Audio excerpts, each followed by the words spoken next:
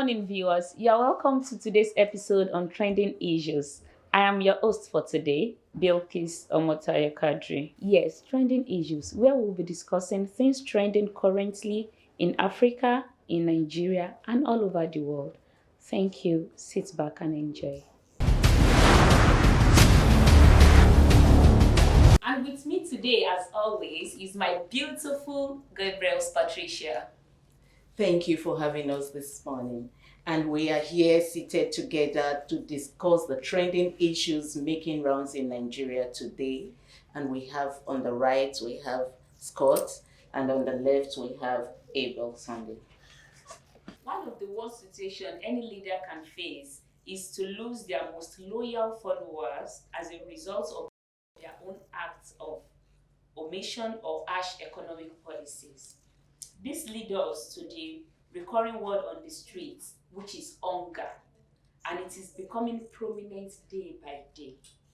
Laulu Scott, for several decades now, Nigerians have never had it good. It appears that the higher their hopes in leaders, the bigger the disappointment.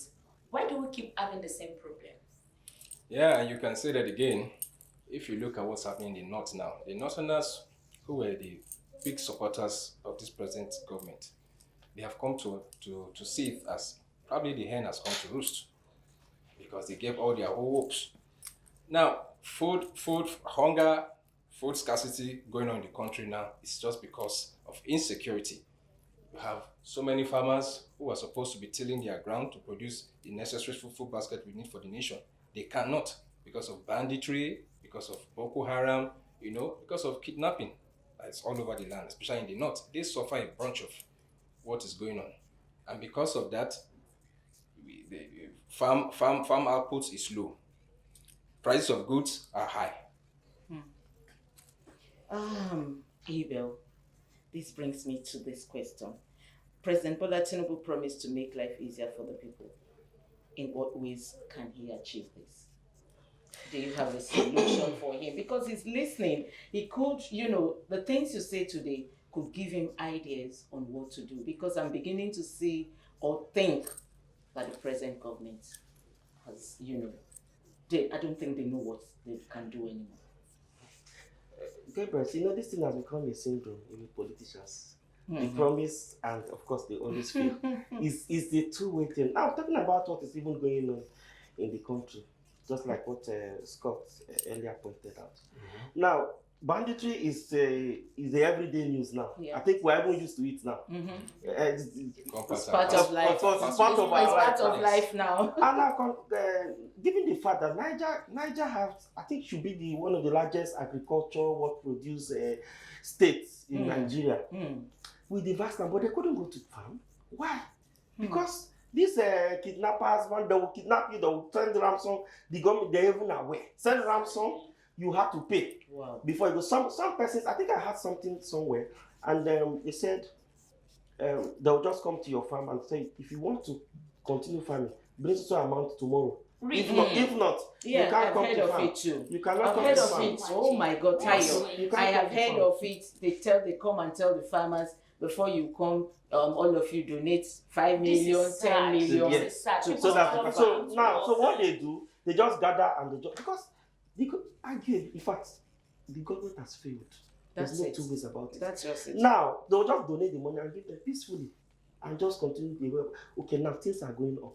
And remember, they said, a hungry man is an angry man. So where we are heading to, I just hope that we do not lose it. Because what is going to happen next? And this is just 8 months into this administration. Yeah. And what did they say? Renew hope. So I'm going to chip in this, Abel. I hope you will pardon me. There's a trending video of a man who went to buy, I think, a cup of rice or something. Yes, I saw the video. And then he got there with the little money he had planned it. Because now we plan life. Yes. Yeah, it's not like you just wake up and you carry your purse, you have some money. You have to plan. Exactly. So I'm sure he had planned, and he got there. The price had tripled, and he stood there and started crying. A man. Then let me come in there, like such a person. What do you think after that incident? What will come to to his mind? Mm. Crime. Yeah. Because when they looking don't for have the easy any way out. easy way out. Because right So as the it hunger is will now, increase as the it is crime now, rate in the country. it is survival It's a tactics. We are factor. all. It's That is survival why tactics. every government will try and see how they could cushion all those effects. But what this administration does, when they came in, the first thing was to remove subsidy without any plan. How can you remove subsidy? You don't even have a plan to remove. Now, they'll just, if they think, they just act. Or rather, they just think that, okay, this is what to do. They act without even thinking the Repercussion. And the exactly. effect on the citizens. Then when the repercussion now come, that's when they'll say, okay, we are going to do this. Okay, and it has been okay. But they have not since done May till now. anything. They have not That's done it. anything. That's it. Tayo, over to you. Thank you. So, Scott, talking about North, for the first time in years, the North has risen to protest against this same government they supported. Niger State, I think in Mina, yes, in Niger Yes. State, there was a protest there. How do you think the North can be rewarded for their support? Because the insecurity is becoming a big problem there. Well, it all boils down to curbing insecurity. So true. Government, before this present, have always been trying to counter the issue there, but they've not been successful because they have not looked at the nitty-gritty. These people who we call the Boko Haram terrorists, these bandits, these kidnappers are inside us. They are amongst us. They are inside. So there's got to be some kind of state policing. Okay. They ought to institute some vigilante groups from amongst them. Okay, Who state will know? policy, since they know each other, it Since will they be know each easy other, for them. yes. I think I get to agree. But I still disagree with what you just said. You know why? Because before you could do that, you must make sure that you put those enabling, those how do I call it, the effect of the hunger. Because let me tell you, the Boko Haram, they still recruit. You see, But let me finish. I'm trying to get somewhere. Now, the Boko Haram insurgency we're talking about for the past 10 years, it's because they pay them handsomely. of course. Because if I am like that man, Excuse me, that who man, pays them? I don't want to go there. But the man you said Was had crying. money, was crying. Just imagine that you now have an offer. I'm going to give you $1 million every month. You think that man will not jump to that offer? He will. He will. He will. He will do that. I want to take Get side. there. I want to take side with you on that. I want to take side with you on that. But you see, the necessary templates must be put in place. Because if you look at it, definitely they have made a cash cow of this issue. This is a burning issue that has been right from the days of Jonathan. It all started when the North were resisting the Jonathan's government. Yes. You're right. Yes. You know, and he did all his best to put their children, their margeries in school, which when the APC government came in, the whole idea was collapsed. Dissolved it. These are the same people, these are the same kids, these are the same margeries that were conscripted into banditry, Yes. into Yes. Boko Haram. What are we saying here now? We are talking about trying to look at this thing right from the roots. So many things has to be taken into consideration. So many things has to be put in the right places. We're talking about education. Education must continue. It must continue. Financing agriculture in the north must continue too. Security, except security is settled, there cannot be farming, successful farming. Like you said, you said these people have become tax collectors to these farmers. For anyone to come to his or her farm, they have to make some payments. Yeah, taking us back to the days of serfdom, you know, in the Yoruba era, when you have people, tax collectors, That to take people that have to, you know, all those things are not meant to be. I have to come in here, Scott. I'm so sorry because of time. So the next question goes to you. How can this administration regain the trust of the support of the people? Of Nigerians in general. No, you know, when we say people, maybe We a are few. referring to us. It will feel. Yes, So we are referring to us Nigerians in in particular. general, how can they get our support again? Because people are speaking bad of them. Women have started going on the streets to demonstrate. So how do you think they can regain support from Believe- Nigerians? Believe you me, the antecedents of our past politicians till present has left so much to be desired. Because all what we have is promises upon promises, manifestos, beautiful manifestos, so embellished, well crafted, and at the end of it all, there are no implementations. as it is still owing to corruption. Still owing to corruption. But you see, I don't know, for this particular government, I want to believe Tinubu means well. Our president, he means well, but it's not going to be an easy task. How well does it mean, Scott, please? In the Can you sense, educate us on that aspect? if you look at the policies being put in place, looking at the bank industry, looking at the finance sector, looking at even the business sector. The Minister of Finance came up to say that. Do you remember what he said? What's his name now? Wale Edu. Do you know what he said? He said the dollar is rising because of those parents that have sent their children abroad to go to school. And because of that, the dollar cannot come down. It keeps rising up. Forgetting that his own children went to school abroad. How will that affect? So he's an accomplice as well. But again, how does that affect the increase of dollar? No, if he does, he's an accomplice. He'll be framed. But if we keep dragging be this, free now. we'll be here till tomorrow. Let us just hope that Nigeria gets it right, because when they get it right, it's going to ease all our affairs. So I hope so. Yes. Okay, so we're going to have a short break and we'll be back shortly.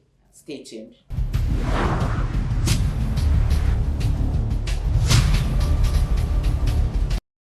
Paternity fraud is gradually becoming a common discussion amongst Nigerians.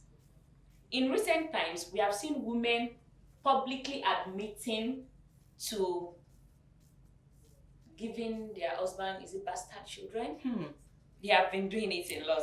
But of recent, in a bizarre turn of events, the mother of the late music crooner, Mohbad, has said that a DNA test might reveal that the late singer's father was actually not the biological father of Mohbad. My God. The man that has been crying, singing, saying a lot of things. We heard, not even we heard, the mother, Mohbad's mother said it that Mohbad's father is not the father of Mohbad. So You don't mean it. who is Mohbad's father now? We don't know. Let me direct this to you, Abel.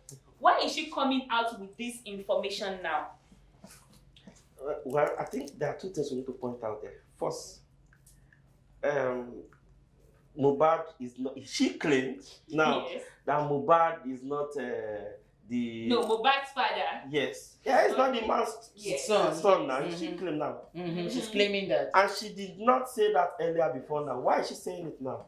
Which is something is wrong somewhere. You know, most of this is when this story is even pumping out. What is really going through my head is, like, is it that we've lost value? Because this is your son, yet to be buried. And all what we clamor for is this, that.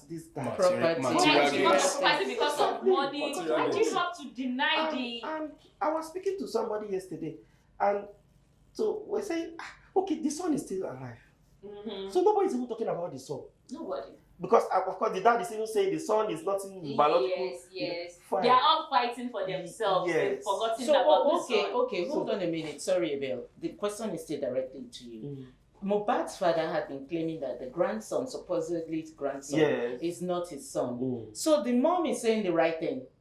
She had come out to say Mohbad's father is not Mohbad's father. So that's why the grandson cannot be his son. Yes, so you can No, negate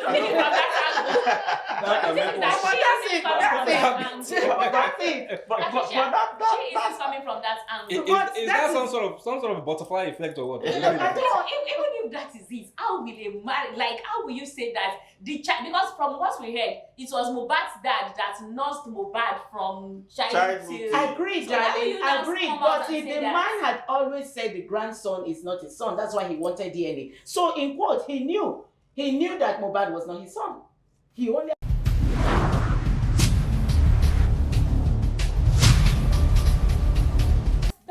That brings me to the next question. Who do you think is most affected by this paternity fraud? Is it the man? Is it the father or the son? I mean, the children. Who is mostly affected by it? Not the woman. It's the woman that went to bring bastard children, no? So the woman really is not affected. It's not affected though. I want to think here is the father and the children. The children they will have to stick It's a to the stigma. It's a stigma. They will now. stick to the stigma. Yeah, it's a stigma. Yes. I'm going to break in there to talk about a life story. It happened in my family. So this is not like we're saying it's something that you know. So this happened in my family. So I have a cousin who lives abroad. He came in one period. He lives in the US. He came in one period, had a date with a girl, and all blah blah blah blah. Everything happened, and she got pregnant, and she claimed that the baby was ours. So my mom like, okay, it's all fine. We asked my cousin, do you want to marry her? He said no, but she could have the baby. And she had the baby. We all, I even did. I traveled to Italy. I bought in clothes. I brought in everything. We're excited to have a baby in the house. Some few years ago, 2 years ago, the baby turned 10. And the girl, in quotes, decided to remarry. So my cousin was like, okay, you know what? Let me carry the child over to America. So you could have DNA. a new home and all that. And America, the child had to do DNA with my cousin. I just felt that she was stupid. If you ask me, she's not smart. If I were in her shoes, God forbid I won't be in her shoes. But if I were in her shoes, I won't accept the DNA. I will tricklishly say, no, I don't want to send my daughter. Do you know it is possible she does not even know? Do you know how many men he slept with that time? Well, I don't, for sleeping with different men, then she's not sure. That's why she would have said, no, I don't want to send my 10-year-old daughter, I don't want to send my 10-year-old daughter abroad for now, until she's grown up, because you're not sure. But she accepted because she probably thought that, okay, God will do one miracle. And then the result come. It was 0, 0, 0 points. There was no one thing. After 10 years, it was 0, 0, 0 points. So at this time, the child was already affected. She was traumatized. Mental state, everything. psychological state. So we had a family meeting because we were to withdraw the name. We gave her a Delta name, my tribe name. We were to withdraw that name. We were to withdraw the surname. We were to withdraw everything. We got in police. We got in everything. But the child was always shaking. And we had a meeting, and my mom told every one of us, you know what? Every child is your child. Leave her. Leave her with the name. The little we can do, it could still continue to do. If she grows up and decides to change her name, it's okay. But for now, we should leave. And then we left her like that. So once in a while, we chip in into her school fees. We send her clothes. We send her, because like my mom said, every child is your child. That's nice.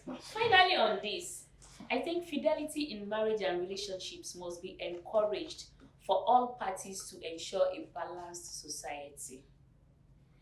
And that will take us to entertainment news. Patricia, please, help us on that entertainment news. Is usually very interesting. Yes, but I would like us to go for a break, 1 minute break, and we'll be back right.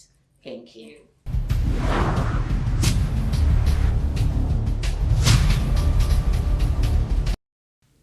Okay, welcome back. We're still on trending issues. And with me here seated is my host, Bilikis. And then on the right we have Scott, and on the left we have Abel. We're still on trending issues. Yes. So on the entertainment news, we are going to discuss about the 66th Grammy Award that was held over the weekend. My darling Patricia, it is so sad. Out of all the 4 nominees, we didn't even get one. Wow. And our artists are now global, yet these globality recognized awards have eluded them this time. To Scott, what is the main reason for this disappointment? Well, 5. Just to chip in one. We have Ira Star, we have Olamide, we have Asake, we have Burna Boy. We have Scott. We have Burna Boy, Olamide, Yes. Asake, Davido. Oh wow! Of course. Our 5 best. We can say these are among the best of the best when it comes to African music. With this our 5 strong exports, and it's expectation that at least 1 or 2 will make the Grammy. Yes, bring the Grammy home. But to our surprise, none of them was given. Well, I want to say it's one thing to put our hopes on them, one thing to look at their followership, their performance. But it's another thing for the Grammy team, the Grammy management, having the To see CEO, them worthy. yes, to decide who, should go home with the Grammy, Okay. But Abel, this is to you. Davido was the first time Grammy Awards nominee. Do you think he deserved the nomination or he was just mere lucky? He deserves it too, because with this his latest album, I think it actually went. Wait, let me ask you, are you 30 GB gang? I'm not. I'm not to be honest, I'm not even a fan of Davido. Oh, okay. Yeah, but I think he deserved to be in that Grammy. He deserved to be a nominee. But I think all we have four. I mean five. Yes. And it's a welcome development. We're having five on that. How many did South Africa have? They had one, but they just won. one. Yes, so that water game. They won. Please, that's you have. I don't know if you are. If this is banter, I don't know. She won. I think they did well, but what affected? I don't know, but I think my own opinion. I think because we have so many people nominated there. No, I heard that because is it not voting? In nominating, that you must have heard about three. You must have made music on about three. No, you don't. You don't understand. Languages. You don't understand what five African languages. Okay. And so we don't have any of our musicians who have done that. So really. why were they nominated? But Davido has done that. Yes. 5? Yes, Davido. Oh, Yes. really? Yes.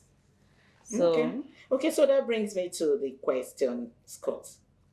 How do we view our music industry? are we still far behind or we have stepped up? I think we have stepped up every inch. Quite all right. Nigerian music has come a long way from the days of Oris Wiliki, That's the only thing that is working in Nigeria. That's the only sector that is working in Nigeria. You can say that again. Yes, working. and I take time with it because the entertainment world now brings the cheddar. They bring the cheddar now. Yes.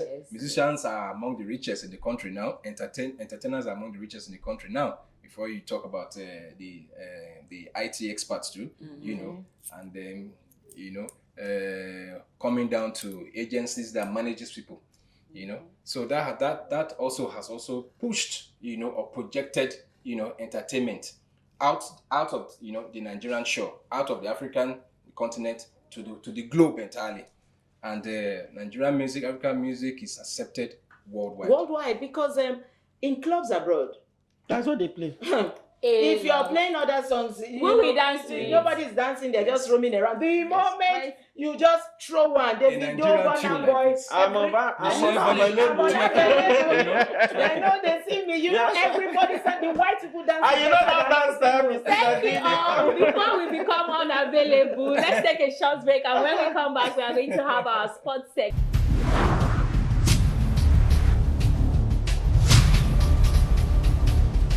Welcome back. I'm very happy about the next segment because it is about my dear Super Eagle. Okay. The cheeriest of news, and we bring to you our sports updates. The national team, the Super Eagles, have qualified for the final stage of AFCON. Why are you not clapping, Patricia? Are you not happy that we qualified? Are you not elated? We're all happy. Good.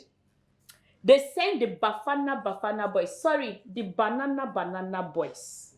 They sent them home at the semi-final match, which took place last Wednesday. It was a joyous moment for Nigerians. At that moment, we all forgot the hardship, the hunger, and we were all together rejoicing because of the performance of our goalkeeper. We didn't just forget the hardship. We forgot that you are Igbo, you're Yoruba, you're Hausa. Exactly. We became one at that moment. Yes. We became one. Yes. We became one at that moment. Special thanks to Unwan Baby. Unwan Bali Stanley. Oh, you guys our goalkeeper. Yes, now we've given him a Did you see what happened? I'm sorry, we're taking this over from you guys. Did you see what happened in Port Harcourt? the whole Port Harcourt city trooped to the father's house. Yes, I was so Oh my excited. I God. wish I was in Port Harcourt. Oh That's my where God. they You'd have stay. gone Like, to. of course, I you know trust me you, now. Tayo. When it comes to football and Okay, Nigeria. please, let's go ahead. Okay, so let me go. This question, let me direct it to Richard. What would you say that the Super Eagles? Would you say that the Super Eagles did a fantastic job on Wednesday? Yes, I would say the Super Eagles were fantastic. They were top notch, in the sense that if you look at the match, let's be analytical now. Okay. Now the truth is, if you watch the game, you will see that South Africa had this synergy in terms of play. So they were having more of the ball. They More of if the you look at them, possession. they look more purposeful in terms of play. Yes. But what Nigeria was able to do is, that's what we call about the experience coming in a little bit. What they were able to do was to curtail them. You know, they knew that they couldn't string the passes together just as the way South Africans were doing. So they tried to like hold up some plays and use their a bit of individual brilliance to like this spirit of like we no go gree, like no gree for anybody. So that was just basically what came to play in them. But if we look at it in terms of play and in terms of like spreading passes and all of that, South Africa were a bit more clinical in terms and more purposeful. And you look at, because in the South African team, almost about 6 or 7 players that played that particular tournament are always playing together in a particular club. Oh, So you already have so there's this kind of okay, synergy the synergy in between them. So you can't compare it to Nigerian players that this person is coming from this club, this one. So just only 2 or 3 weeks just to play together. So you can't compare that same factor. But obviously, if you look at the game, you will still say Nigeria was able to utilize what they have to get what they want. That is good. Thank you so much. Sorry to say, we didn't introduce that our sports analyst, one of the Our best, sports guru. one of the best in Nigeria, is here with us today. Sorry about that. Okay, Abel, before I ask my question, I saw a video flying. There was a plane taking off, and the moment when Nigeria won the match, and the pilot announced. Yes, I saw it The too. pilot announced that Nigeria had just won the match, and you needed to see the jubilation inside the plane. Everybody, as at this time, was shaking hands, were hugging each other. We don't want to know if you are even the Buhari or the Bola Tinubu. We don't care at this moment. So, Abel, this goes to you. Are there any noticeable flaws in the manner of playing? Well, I think Richard has even said it all. But what I wanted to say is I want to look at the whole AFCON holistically. You know, this AFCON is one AFCON of a difference, like everybody will rightly say, because it's where this AFCON of the underdogs. Let me put it that way. Because you see, when you have a group when you have Cape Verde, you have Ghana, and you have Egypt, who have won this championship 7 times. Sorry. Egypt have won it 7 times. I don't think Cape Verde have never won. Then Cape Verde topped that group. Wow. Ghana did not even go out of the group stage. They The just same thing carried with their Tunisia. Ghana I think go the same back thing and with Tunisia left. and even Algeria too. They Yes. did not even make it through the group. You know that this competition has really come to a very, very big stage where you cannot just predict. If DR Congo will come to semi-finals in AFCON, then you know that actually yes, something is really, the competition has really improved. Even the Nigeria team we're talking about, yes, we have all the stars, yes. But going to this competition, you know that nobody even gave them a chance. Even the coach self was even on the verge of even losing his job to start with. Pesero was on the verge of losing Okay, his so job. you're saying that they were What I'm trying to say, yes, they were. But I think what helped us was we were able to manage it. Okay, so We're able to manage this it. leads And- me to how can they perform better in the next match? Yes. Okay. I think what they were doing and what they've done so far, that I think the way Nigeria has been playing for the past 2 decades, where they have just 2 wingers and they have 4 at the back, that's 4 defender, they have just natural 2. You understand? So those are the pattern we'll be playing for over. This is what they know Nigerian for. But Pesero came and changed it to 3-5-2, right? So we choke up the midfield. We'll have 5. That's the first time I'm seeing Nigeria team playing 5 midfield. Yes. So and and they were doing so well, and the players were able to adapt so well. But I think yes, this generation will have a very talented players, no two ways about it. But how to manage them has been the problem so far. So I think in the finals, we are playing Ivory Coast that we've played before. Of course, it's not going to get it easy. Secondly, they are the host nation, so you know that you are playing the team, you are playing the crowd, you are playing everybody there on that pitch. So we have to be on our best. You want to chip in? I want to chip in something there. The thing is, what Nigeria just needs to do better is, first of all, I need to credit the coach a little bit, because since the days of Stephen Keshi, after that, we really have not had a coach whereby he knows how to read the game.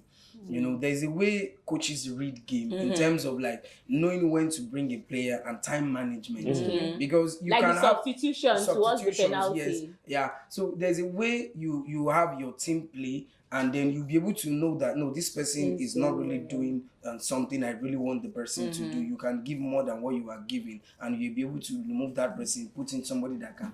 So the coach has been able to manage, try to look at the strengths of the players individually, because he noticed that they cannot string 6-7 passes at a go. It's just the truth about the Nigerian team. But no doubt they are talented, but there's no synergy in between. But so what I think Nigeria just need to do very well in the final is just to, you know, tighten the defense line just as it has always been, and let the wingers try to supply passes up forward for Osimhen, because we have a very good striker. But so far, I think we have the best defense so far in this tournament. Exactly, the that's best what I'm defense saying. so far. That's why I said. So, and it's just that and before we go, sorry to even come, before we go into this championship, we were worried about our defense, because we're saying our attackers surprisingly, they've been doing surprisingly absolutely it well. was the defense now that are now the best. The strikers are not even giving us the goals that we expected, because we're saying scoring goals is not our problem, but it's defending it has been our problem. But then I can imagine from first game to the fifth or the sixth game, we conceded just twice. So, to my own opinion, I think that's one of the best. It was generally admitted that the last match was a nerve-wrenching match. That was. And the fallout of this was sad. It resulted to the death of 4 Nigerians. They slumped and died while watching the match. It is so sad. Yeah, you know football. What? You know football. Sorry to come in. You know football is emotional. People tie their emotion. You see some people even throw themselves from up. Where? Abel, I couldn't finish the match. My heart, I started palpitating. I checked my blood pressure. It was off the roof. I had to stop watching the match. I was shivering because that is because I know my health condition. That brings me to this. Okay. How does one explain the cause of these sad incidents? Is it that the health system, is it that people don't manage their health well, they don't check their, what do you think caused this? Well, I think firstly, you know, sport generally, not only football, what you love doing, you tend to put your emotions there. You get? Hold on. I'm sorry, I'm going to cut in there. These 4 people that died are very prominent and rich people. Yes. Are we saying that they don't know managing their health? Or is there any underlying? There is also a copper, not just prominent people. There was a copper. That copper, it was even at the viewing center that is slumped. No, I don't think that's the case. Because even sportsmen still die on the spot, died there on the field of play. What happened to Christian Eriksen last 2 years ago or 3 years ago? I can't remember. Okparaji. Yes, I just want. Yes, I know, but that one is far ago. But I just want to use Christian Eriksen. He survived just because the captain understand what was happening there. It was the first aid. It was cardiac arrest, and even right now he has something cheap on his heart that people help him to pump the heart. You get?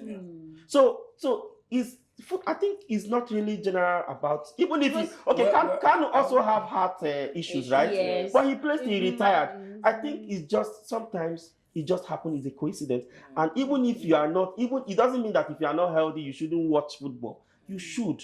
But again, you Just must know how to manage manage it. it. Exactly. The thing is, to be honest with you, even I myself, that I know I'm healthy. I did not even And watch then- at all. Because when I didn't watch. It was when they are done. if Then you- I now watch if you the watch- replay if highlight. you That is watch, what I did not when, watch. when Nigeria scored the second goal, then That ruling the was second goal disqualified. up and now turning it to a Penalty. penalty for That's that controversial. That was moment. yeah, at that moment, even where I was watching the match, you know, some men was like, they wanted to. I was like, oh God, calm down. At that You never moment, pass my like mom this, was begging you know? me. My mom was begging me. I was like, turn off the well, TV. See how she the will truth turn is, it off. let's take the truth to be is that number one, some people tend to look at their health that okay, I'm healthy, but at the same time, you know, these little physical exercises we do, you wake up in the morning, you do a little press up, you do jogging. Some people basically don't really do those things. Even when, so some of those things. But also Richard, do you know it Yes, takes a lot of it does. discipline to do that? I know that's what Even- I'm saying. Even me that do sport on the regular, I cannot just wake up in the morning and say I should start jogging. That's But I what should you come are and do saying. sit up or press up. Maybe to I can't do walk, that. the way you move around is part of exercise. it's Some also people, part- their car will take My them to office, they will exercise, sit my down, their car will exercise, take them my back. exercise, I can only just go to and play basketball. Good, that's well. That is a But- form of but- exercise. But you say on my own, I should come and do press up. or do- Anyway, I that can't do brings us to the health issue. Yeah.